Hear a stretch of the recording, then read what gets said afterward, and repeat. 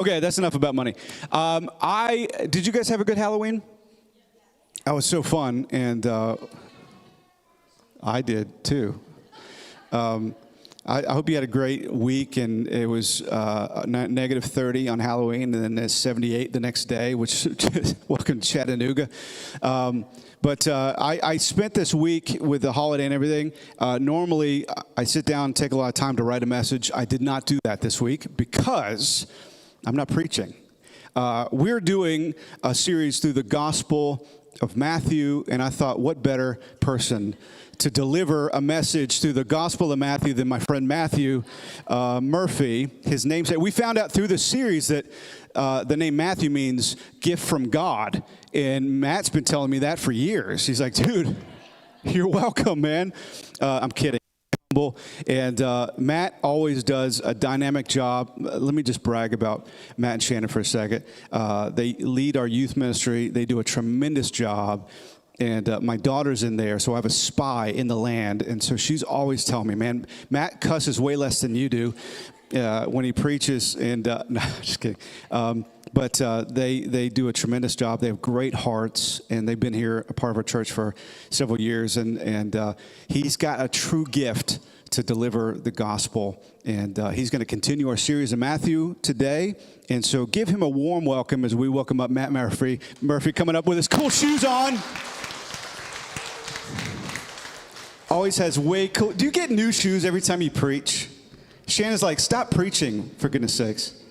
The deal is every time she goes to Target, I get a new pair of shoes. Target, those are awesome. She spends this much than I get. Oh, I see. Yeah. Well, good morning, everybody. I was going to come up here and talk about falling back, and then Chris took that. And then I was like, okay, I can pivot to a joke about Halloween, and then Chris took that. And then I thought, well, my name is Matt, and this is about the book of Matthew. And then he took that. So I guess we will just get started.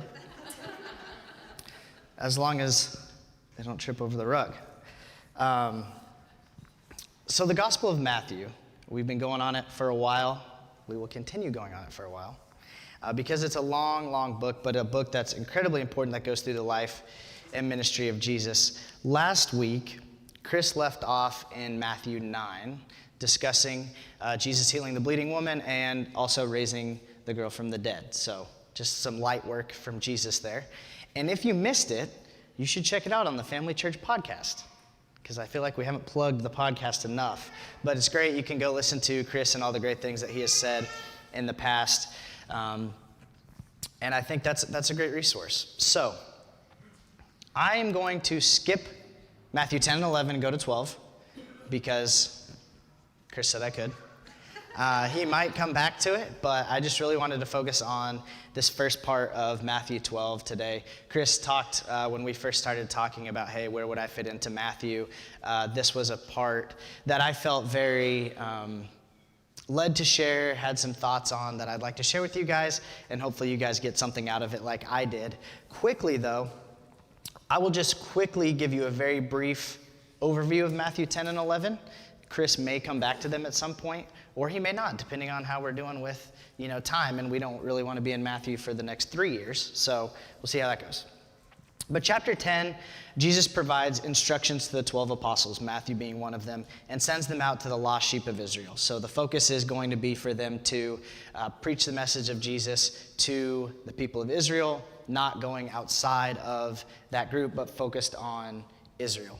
In chapter 11, Jesus discusses his relationship with John the Baptist, how John kind of paved the way for Jesus to come, paved the way for his ministry. And then Jesus ends that chapter by going over the guiding scripture from our Rhythms of Grace series that we did this summer, which was Matthew 11, 28 through 30. So if you're here through the summer, you heard a lot about that verse. If you were not here, this is another great chance to go listen to the podcast. Cool. So, Matthew 12. Let's talk about college football for a second. And usually when we're here at this church, and I saw a couple eyes, it's Chris talking about how we should care about college football less, which is sacrilege in the South. So I'm not going to talk about that. I'm going to talk about it being a good thing. if you know me well, you know that I'm not from here. I'm from Wyoming, grew up in Wyoming. I got my undergraduate degree from the University of Wyoming. I love it. Go Cowboys.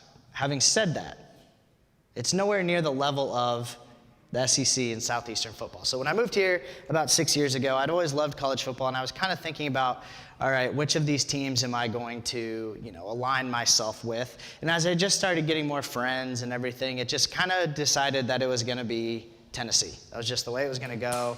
That's right. And I liked that because, they weren't the best team, at that time, and it would be good. Couldn't really call myself a bandwagon fan. I actually live in Tennessee, so let's go that way. Then I decided to get my master's degree from there, so I'm technically an alumni, even though really I just sat at Stone Cup on a computer for 2 years.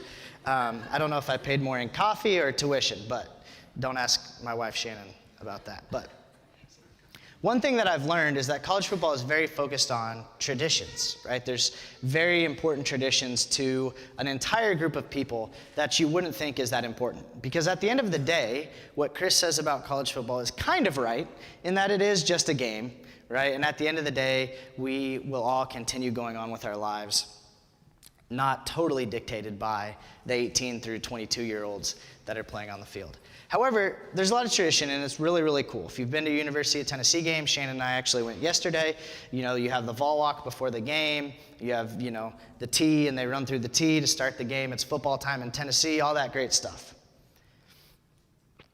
But people take it sometimes a little too far. If you've been following Tennessee lately, the last couple of years, they've done some different things with the uniforms. Got some really awesome black uniforms, some gray uniforms, mixing it up a little bit.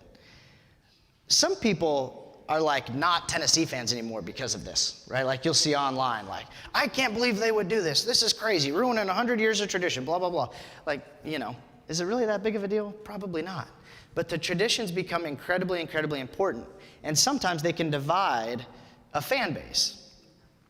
Unfortunately, the same thing tends to happen in the church today, right? Traditions, the way we do things, the way we do communion, the way we do worship can actually divide us more so than align us. And I'm not saying you shouldn't pick a church that you like, right? There's churches that do things a little differently than the way that I prefer them, and I've been at this church for a while, but when I moved here, it was not the first church that I tried. But what happens when we put our traditions ahead of the purpose, right? What happens when the traditions become our purpose? When the traditions become bigger than God? We become divided, and we put the focus on things that should not be the focus. So today, in Matthew 12, Jesus actually kind of takes on traditions. And Jesus actually takes on a pretty big tradition. And I'd like to just start out by reading the first part of Matthew chapter 12. I believe it'll be on your screen, Matthew 12, and I'm going to read 1 through 14 out of the NIV. At that time, Jesus went through the grain fields on the Sabbath. His disciples were hungry and began to pick some heads of grain and eat them. When the Pharisees saw this, they said to him, "Look, your disciples are doing what is unlawful on the Sabbath." Jesus answered, "Haven't you read what David did when he and his companions were hungry? He entered the house of God, and he and his companions ate the consecrated bread, which was not lawful for them to do, but only for the priests. Or haven't you read in the law that the priests on Sabbath duty in the temple desecrate the Sabbath and yet are innocent? I tell you that something greater than the temple is here. If you had known what these words mean, 'I desire mercy, not sacrifice,' you would not have condemned the innocent, for the Son of Man is Lord over the Sabbath." Going on from that place, he went into their synagogue, and a man with a shriveled hand was there. Looking for a reason to bring charges against Jesus, they asked him, "Is it lawful to heal on the Sabbath?" Jesus said to them, "If any of you has a sheep and it falls into a pit on the Sabbath, will you not take hold of it and lift it out? How much more valuable is a person than a sheep? Therefore, it is lawful to do good on the Sabbath." Then he said to the man, "Stretch out your hand." So the man stretched it out, and it was completely restored, just as the sound as the other one. But the Pharisees went out and plotted how they might get rid of Jesus. So there's that rug.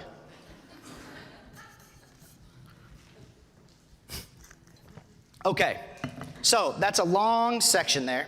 And what I want to focus on before we go anywhere else is giving a little bit of context and vocabulary. So starting with the Sabbath. Now, I won't pretend to fully comprehend the importance of the Sabbath to ancient or modern Jewish people, but I will say a couple things that I think we can all use to ground our understanding of the Sabbath as we go forward today talking about it. So first, the word Sabbath is related to the Hebrew word meaning cease or rest. I think a lot of us kind of have that basic understanding of the Sabbath, even if you haven't been grown up in church a lot or those types of things. We understand that the Sabbath typically talks about rest, right? On the seventh day, God rested. That's the Sabbath, right? Sabbath rest. And the Sabbath is incredibly important. There's a lot of examples of the Sabbath in the Old Testament. Two of them. The first one is that the Sabbath is actually included in the Ten Commandments. You can find this in Exodus chapter 20, verse 8. The second one is that God declares that observing the Sabbath will be rewarded and there will be punishment for disobedience. You can find this in Leviticus chapter 26. So obviously the Sabbath is an incredibly important thing to God and becomes an incredibly important tradition to the Jewish people, to the Israelites. The Sabbath means a lot. It's one of the original 10 Commandments, something very, very important. The Sabbath would have meant even more to the Pharisees, who strictly observed the law, right? They very strictly observe the law. They know the law inside and out. They do everything the way that it is supposed to be based on the law. So much so that priests actually make additional rituals to the law, right? To make it even more, what does ceasing or resting look like? And they put a whole bunch of rituals and laws and traditions in place to ensure that everyone is following the Sabbath in the same way. I think this starts out, right, in a good place of wanting everybody to be able to enjoy this tradition together. A couple of those examples, Jewish people were not allowed to tie knots on the Sabbath, and you were only supposed to carry things with the back of your hand. So you couldn't hold something with your left hand or your right hand, but they said the back of the hand. This was mentioned in a couple of the commentaries that I looked at. I don't know how you would do that. Or in your shirt. You could carry something in your shirt. So I think the point is you're carrying something very, very light, like maybe a piece of dust or something, right? But so rest, right? Rest. But as we look through chapter 12 here, the first 14 verses, Jesus and his disciples seem to be violating the Sabbath. At least that's what the Pharisees tell us, right?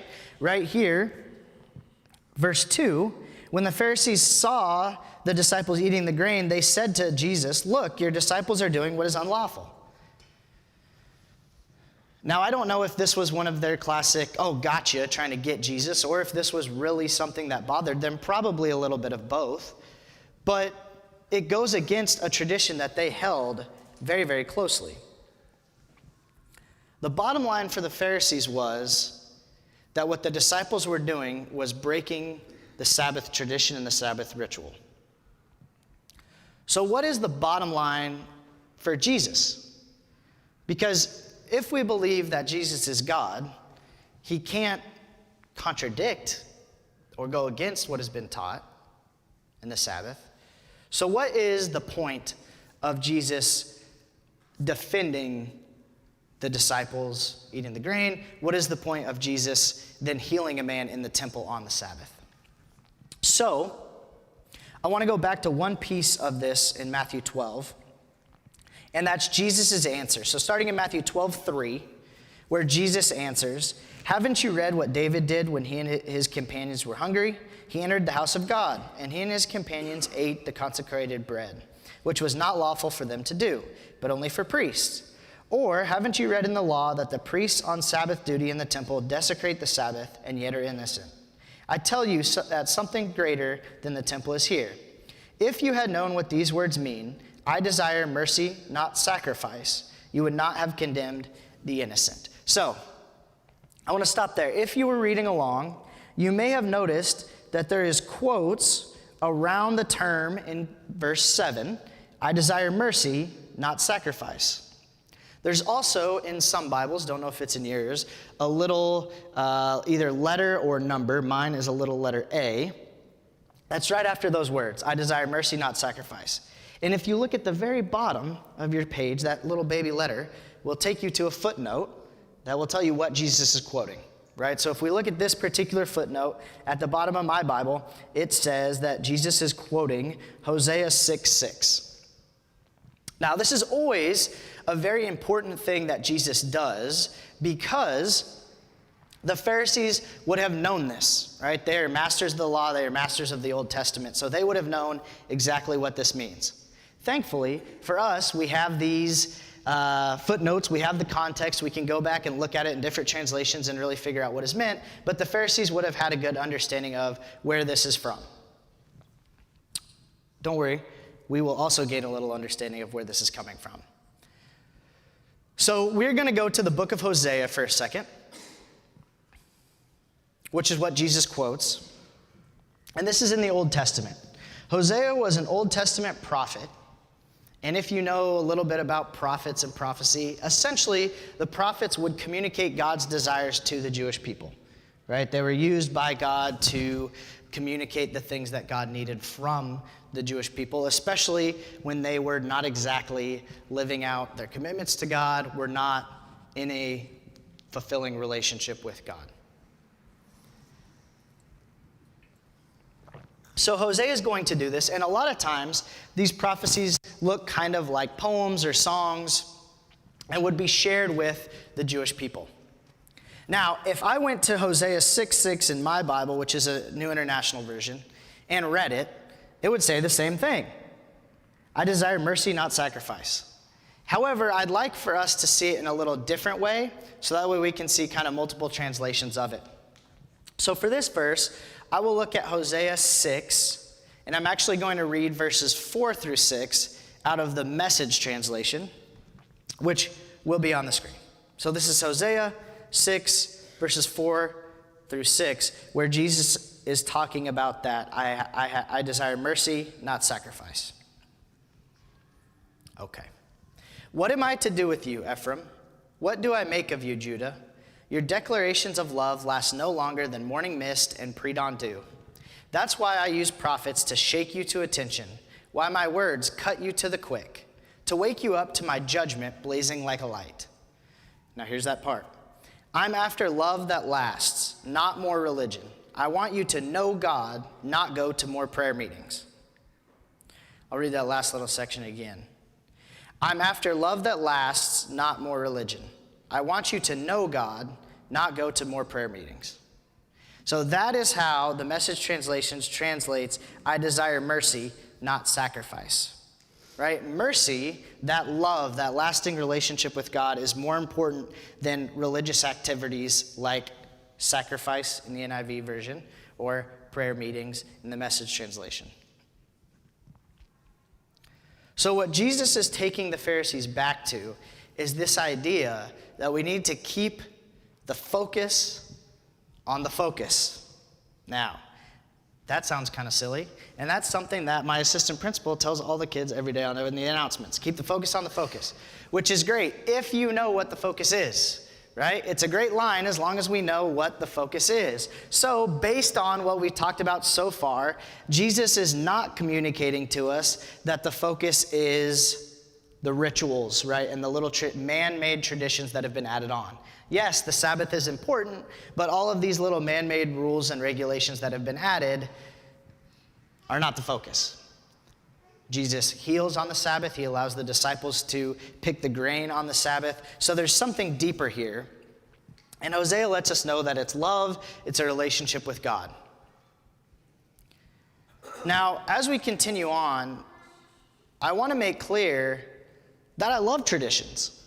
I love traditions and rituals. I talked about college football earlier. Thanksgiving is coming up. I absolutely love Thanksgiving. And I'm I think, traditional about Thanksgiving because there are certain ways that food should be prepared, and there are a certain order that food should be prepared, and there's a certain time of day that I should be eating in, and that is all because of my parents, right? Tradition. What did I grow up doing? And for those of you who are married, know that sometimes your traditions and your spouse's traditions are not always the same. So it takes a little adjustment and compromise and eventually complain enough, and then you end up with 2 different kinds of mashed potatoes at Thanksgiving dinner, and that is perfectly fine, right? So I love traditions. Whenever I drive by and see a church with beautiful stained glass, I just like breathe like, and Shannon goes, we get it, you like stained glass, right? I love the traditions and rituals, and I love that old school stuff.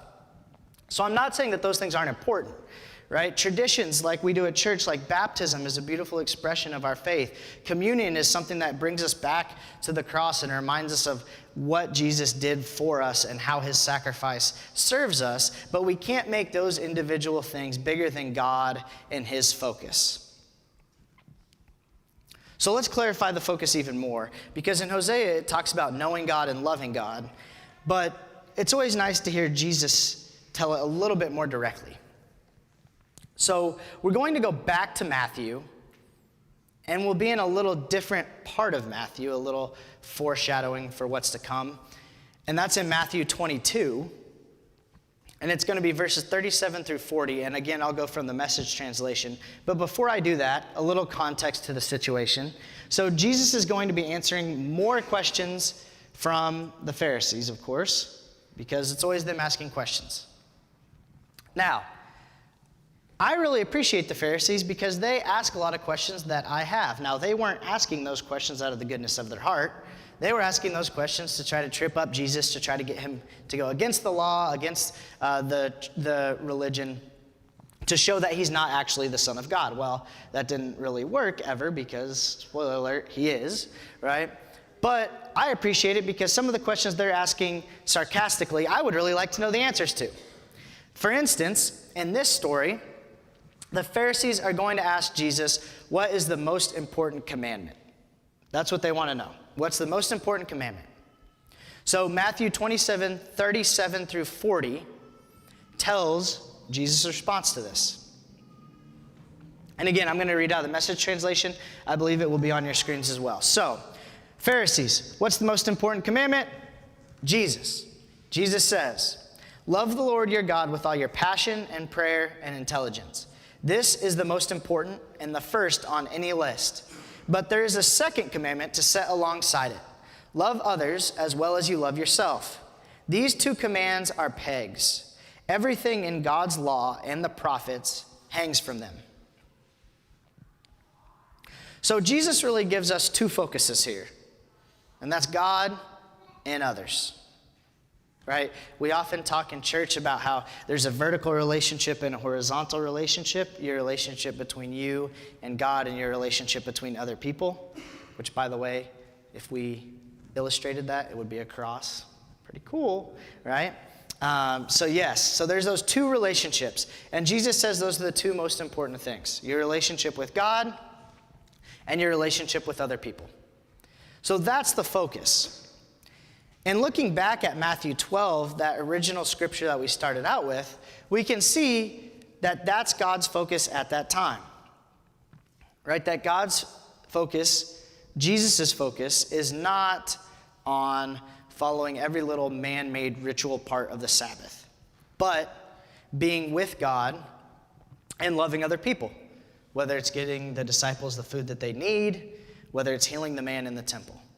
Right? The purpose was more about the people that were there and showing them love and serving them as opposed to tradition and ritual.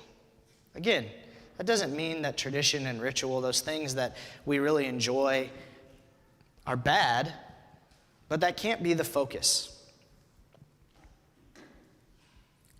So, as I was going through this,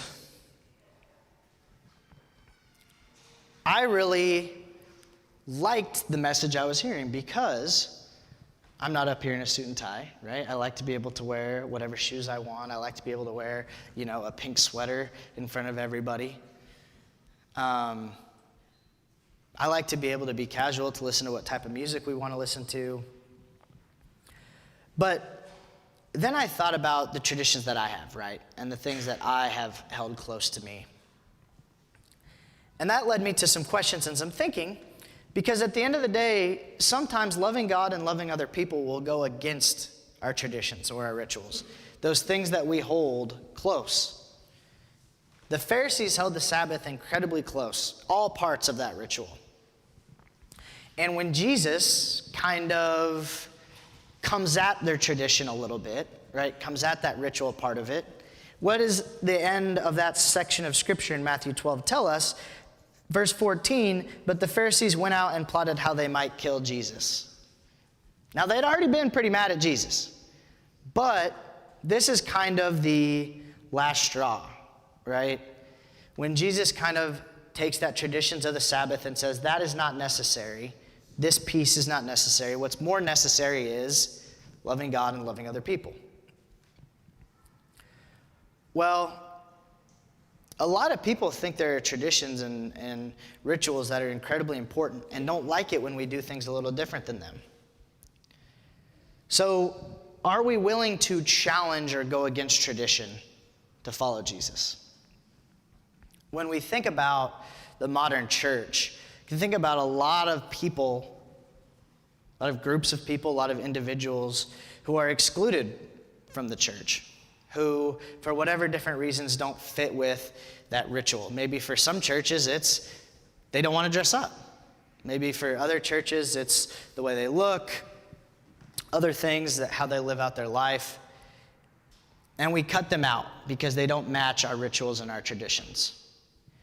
In fact, I know several people who grew up very much aligned with the traditions and rituals of what I think we would say typically the modern church follows. I even know a couple pastors' children who grew up very much knowing the rituals and traditions and the right ways to do things, but ended up being shunned from communities for asking questions, asking tough questions, not coming out and saying, I don't believe in God, not coming out and saying horrible things about the people in the church, but just by asking questions, people have been shamed and kind of run off. I think that's an example of being more in love with our traditions and our rituals than with God and with people. So are we willing to go against our traditions to follow Jesus? I don't know. I can't answer that question for you. I can barely answer it for me. And I'd like to say yes, but half the time I don't, right? There's groups of people that I don't really associate with because of the way that makes me look.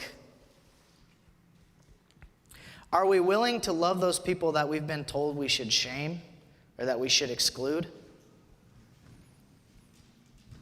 And are we willing to trust that Jesus loves us even if we mess up?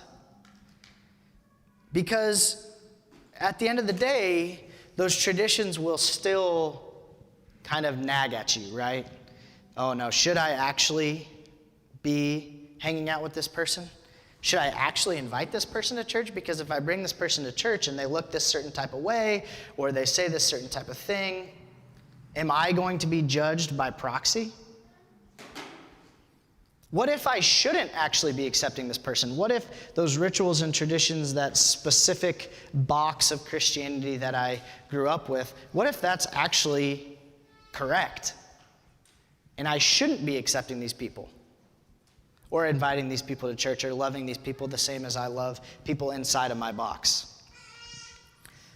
Because I think it's a real question of, well, what if I embrace this person, I love this person the best that I can, I have a true relationship with this person, and at the end of the day,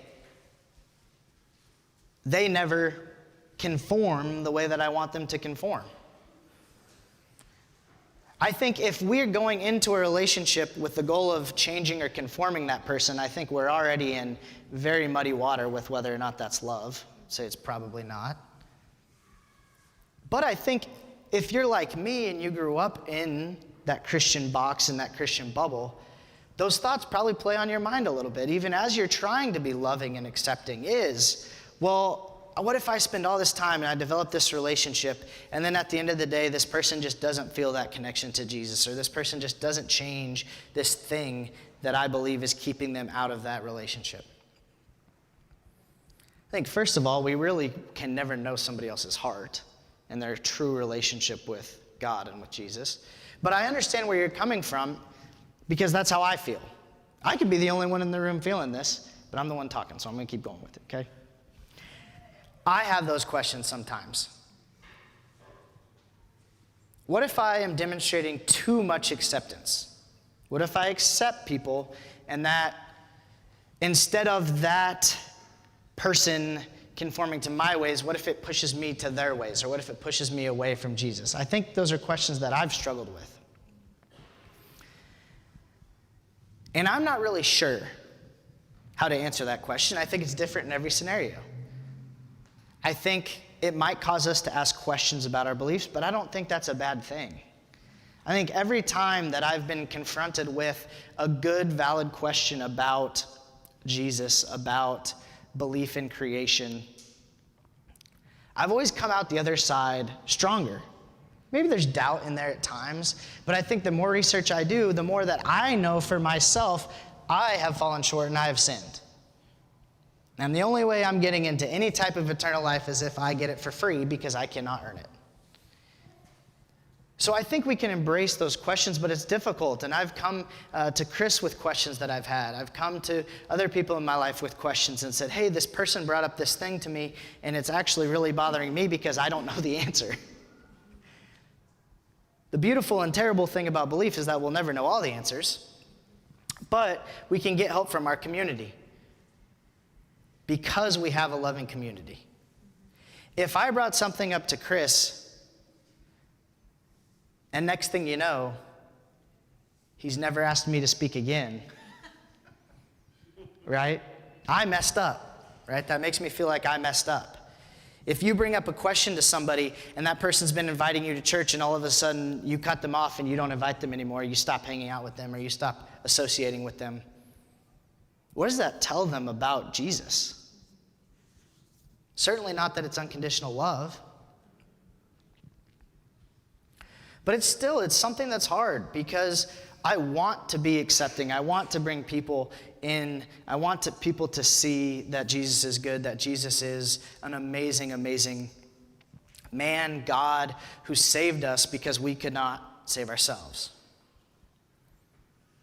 There's a saying, and I don't know who first said it, so I'm not attributing it to anyone, but it goes like this, and I have to make sure I get it correct. I would rather be excluded for who I include than included for who I exclude. And I think I'm okay with that. I think I'm okay with that because of you all and other people in my life, but because I have a loving church community that supports me through mistakes. Geez, I'm going to crying in the club up here. That supports me through mistakes, that loves me when I make mistakes, that loves me when I am wrong, that allows me to come up here and have honest discussions where I don't always know the answers. Most of the time I don't. I feel confident to trust Jesus and to try my best to include everybody and to try my best to keep the focus on the focus. Because I don't really know what the answer is. So I'll just trust Jesus because he is the Lord over the Sabbath and he's also the Lord of my life. As always, I really appreciate the opportunity to be up here. Thank you guys so much. As I was going over this week, I think I just really came back to that idea that if we want to show others the love of Jesus, we have to be willing to love people like that as best we can, because we're going to fail, and I fail at it daily, and you fail at it daily. But if we want to be a force for Jesus in this world, it's not about condemning, it's not about holding a sign on the corner. It's about coming alongside each other and loving each other through the questions, through the mistakes, through our hang-ups, through our falls, because we've all been there, we all will be there. Our traditions are beautiful. Communion is beautiful. Baptism is beautiful. College football in the South is beautiful. But if those things come become more important than our relationship with God and our relationship with others, then I worry that we've mixed up our priorities a little bit. If you find yourself in a position where you think maybe you've mixed up your priorities a little bit, so have I. So has everyone in this room at times. And again, that's the beauty of Jesus. That's why I believe in Jesus, because I continually fail, and I need him. I need him to save me because I cannot save myself. As we close, what we will do is we will say a quick prayer. And before we pray, we'll have just a little invitation, nothing crazy, not calling anybody out up to the front or anything like that.